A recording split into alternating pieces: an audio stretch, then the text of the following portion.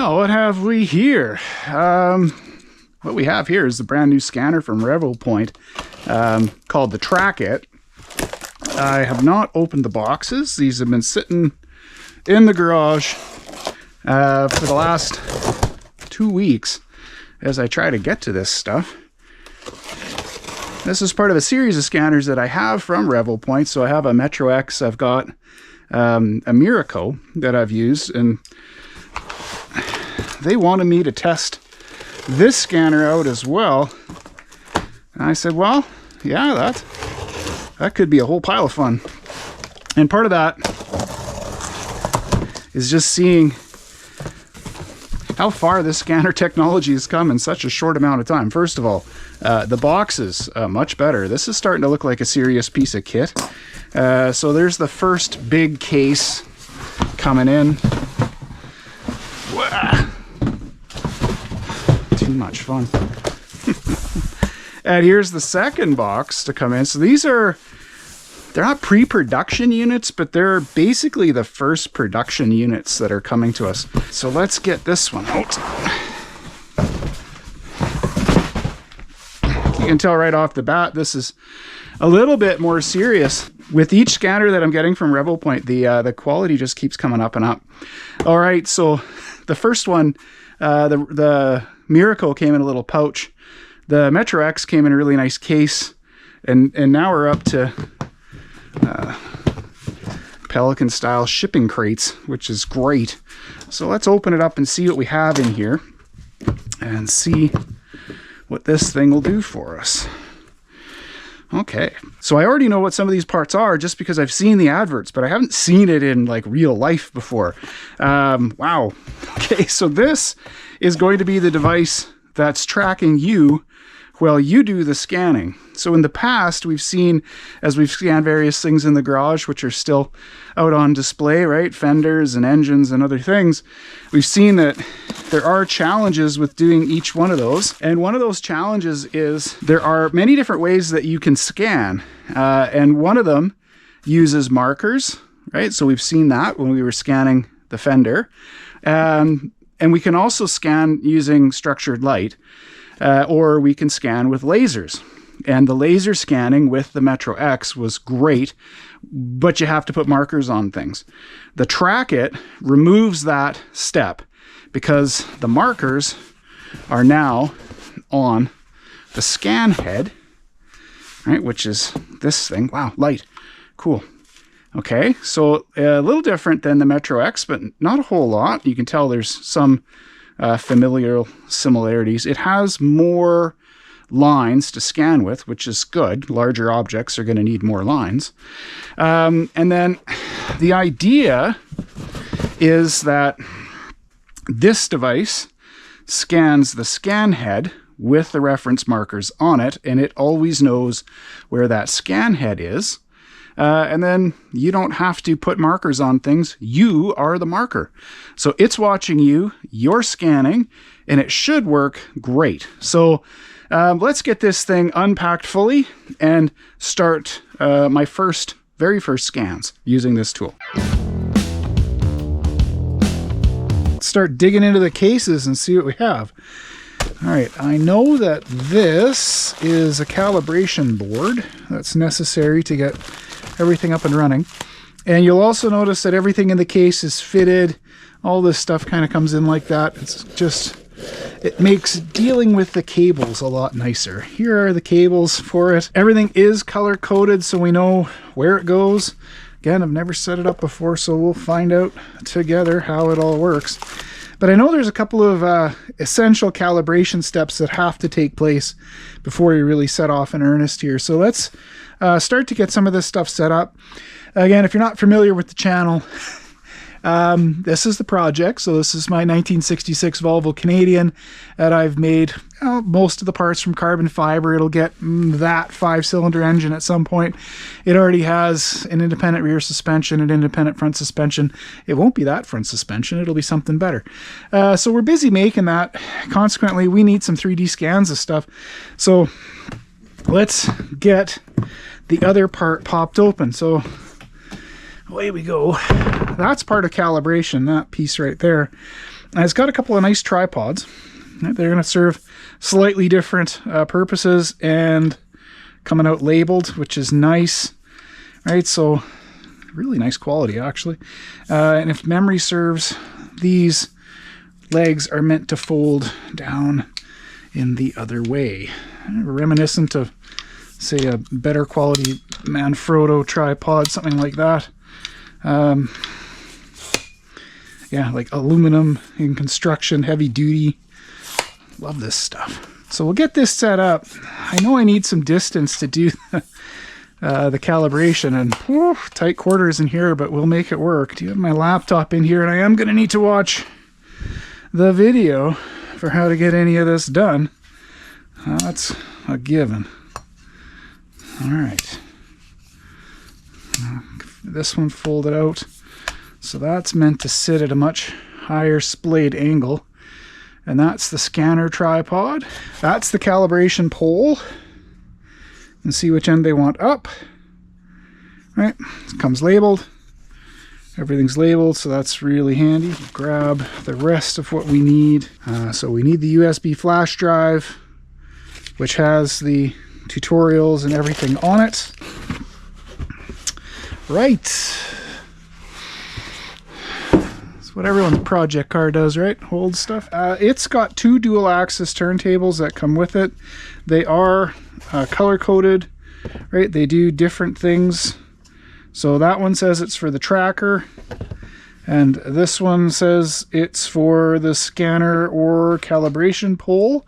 So we can attach those correctly to the different things that we need. There must be another tripod, and there is. So you got to remember what tripod goes in where. I'm going to use this video later just so I know how this goes back together. That tripod says calibration board. So that's for the board.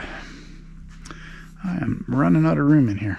So I actually resorted to looking at the documents that came with the Trackit. So first step is to install the tracker. So let's go ahead and do that. So we grab the gimbal that is associated with the tracker. And make sure I get things on here the right way around.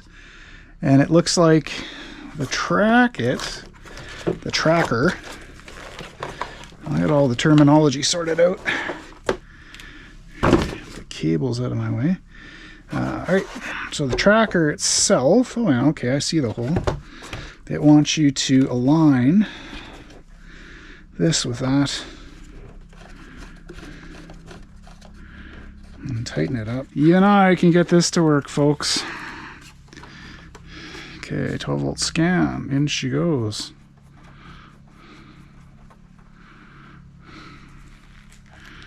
DC power in. The other 2 are color coded, so should be obvious. PC around the corner.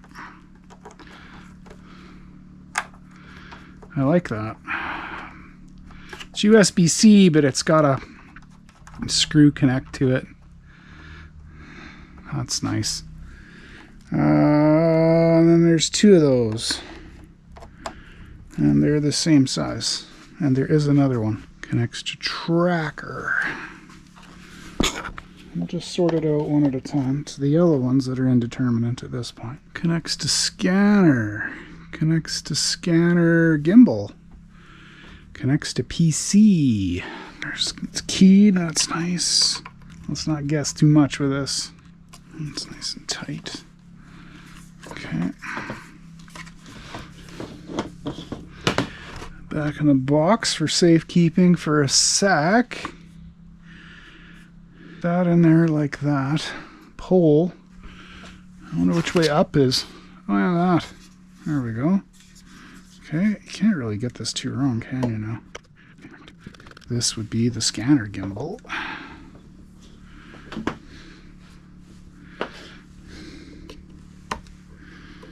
There are robots in my garage. It's terrifying. So I can just explain a little bit about what's going on here. So the 2 dual axis turntables are then rotating both the targets and the tracker into a variety of positions. When it's happy how all of that works, it's just recording itself and getting itself set up.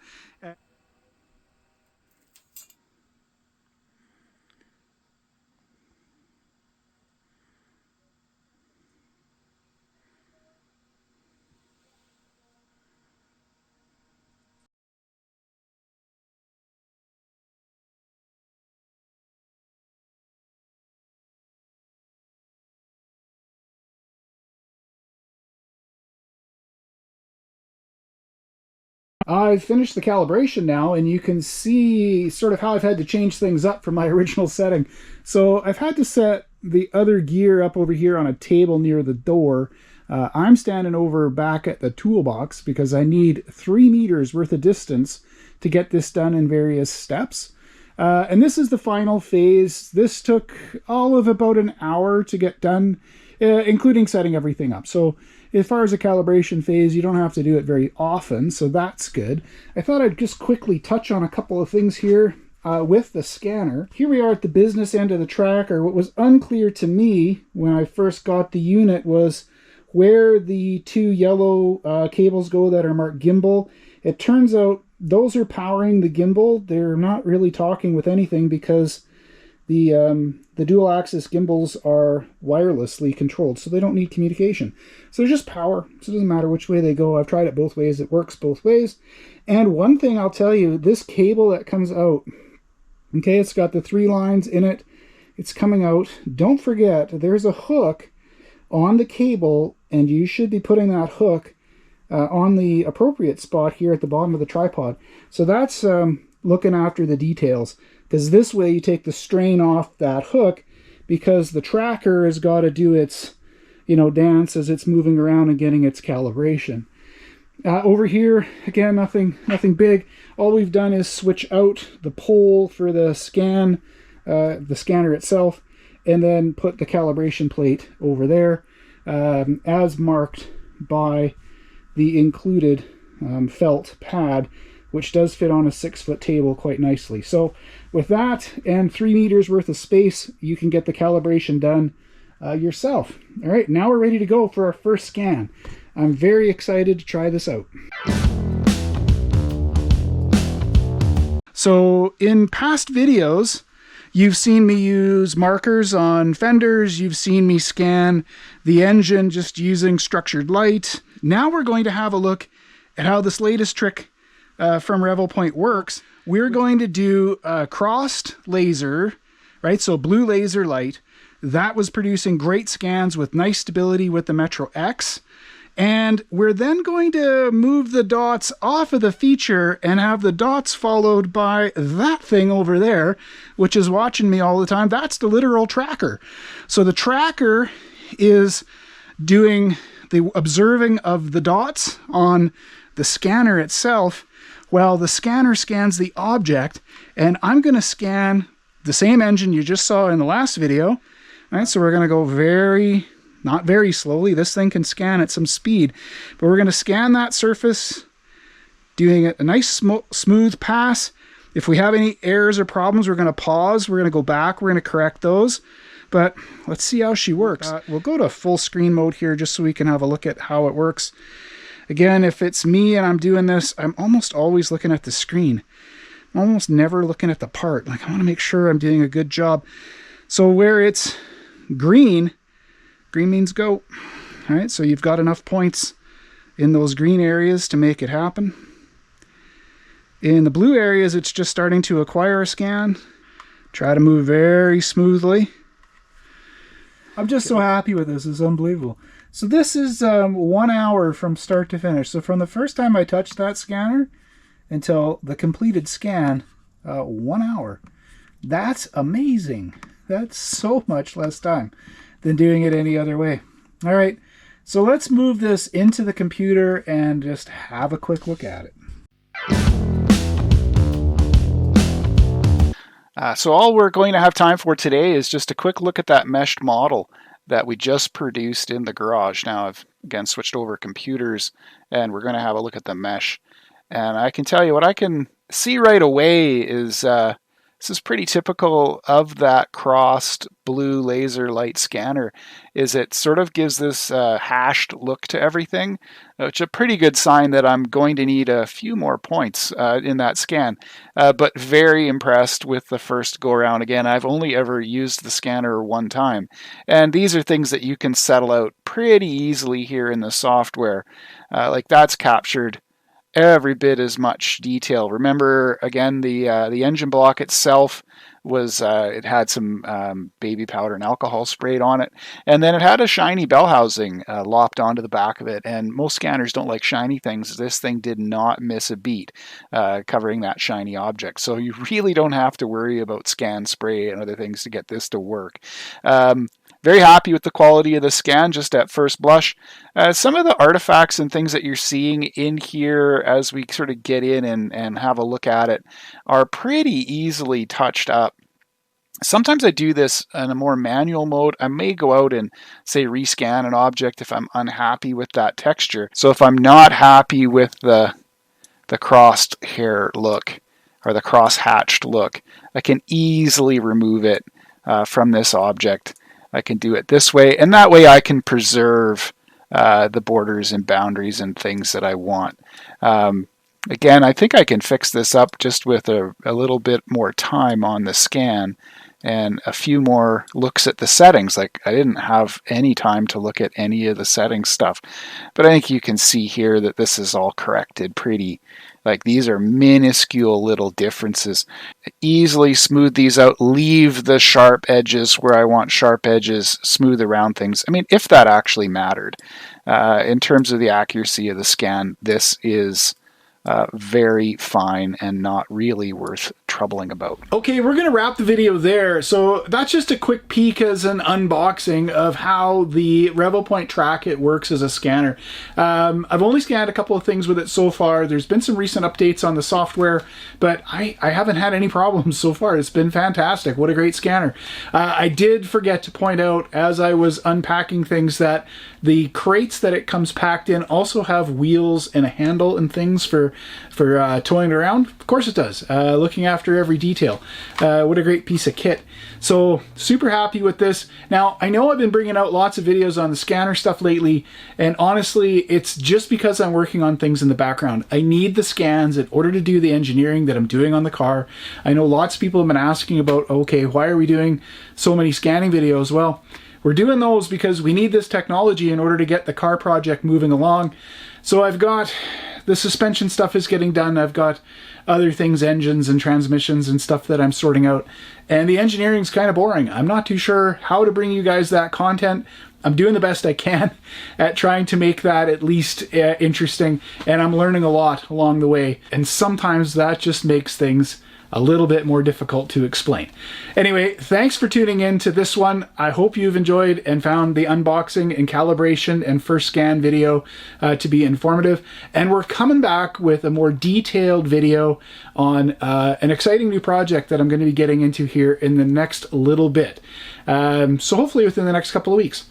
All right, thanks for tuning in. See you again on the next one. And don't forget, keep your stick on the ice.